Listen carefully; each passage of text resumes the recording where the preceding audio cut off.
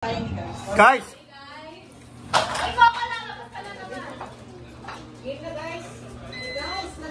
Okay, guys. Guys. Silent, guys. Noon, napapansin natin pag Pasko, isang beses na tayo nagsasama-sama nung nandito sila Ma.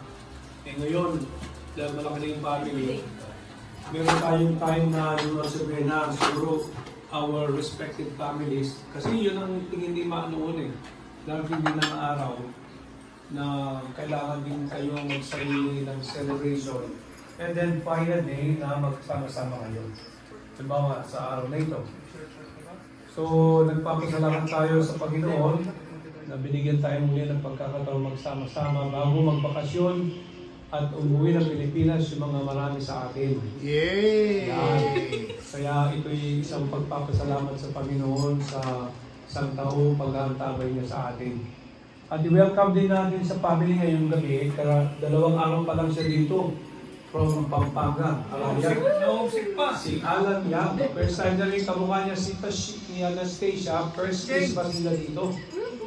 Okay. Oh, si Alan, mahabang kasaysayan niya. Minsan malalaman yung story niya. Pwedeng story sa maalala mo kaya. Pero kagandahan niya, March nag-apply siya ng passport, US passport. At October, dumating yung passport niya. Wow! So, he came with the US passport. Ngayon, tinutulungan ko siyang makakuha ng Social Security, driver's license, and then start including a little experience hanggang makapagbayad na siya ng renta, makahanap ng tirahan. Tingnan na doon kung dito sa San Francisco siya manilirahan. Kaya, kung ano man yung advice o guidance na bibigay nyo sa kanya, ganda, he will appreciate it. Kaya, alam, ito yung mga kolekta mo yan, si Tured mo, mga ate mo yan, mga pinsan. So, mayroon magtanong ka. And then, yung mga kinakapatid niya, step-brother and sister nasa East Coast. Kasi yung first wife ng kanyang tatay, yung sa US veteran, nandun yung mga anak niya. Pero hindi pa sila nagkita-kita. Nagpanet ng suitcase. Alam mo kaya nga. Oo, mahaba, pero mabubuti natin yung istorya ni Alan. Importante, nakakahisan ito. Yan, sila pag we start, nakatira sa simbahan. Kasi sanay na naman sa simbahan si Alan dumaki sa kay Father Mark Manala. Talaga niya. So, yung taon na rin nalagaan ka rin pare, 8 years old. Wow. 20 years. So, sa simbahan.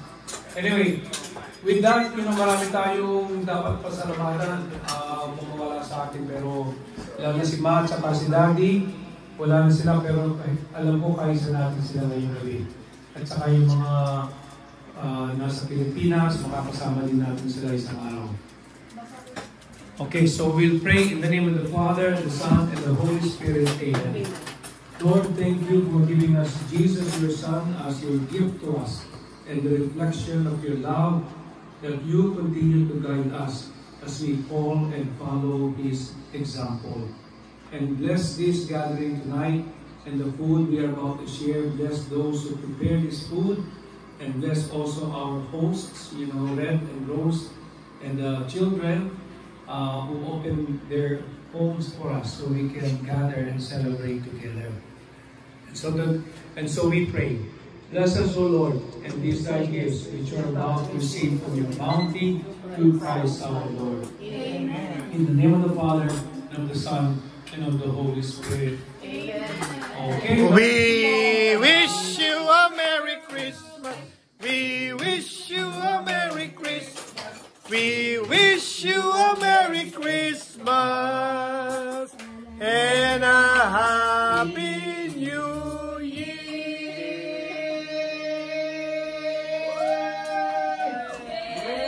Yay!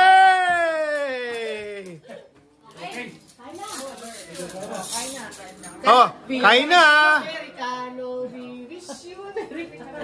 Wish you Americano. And a happy neg-neg.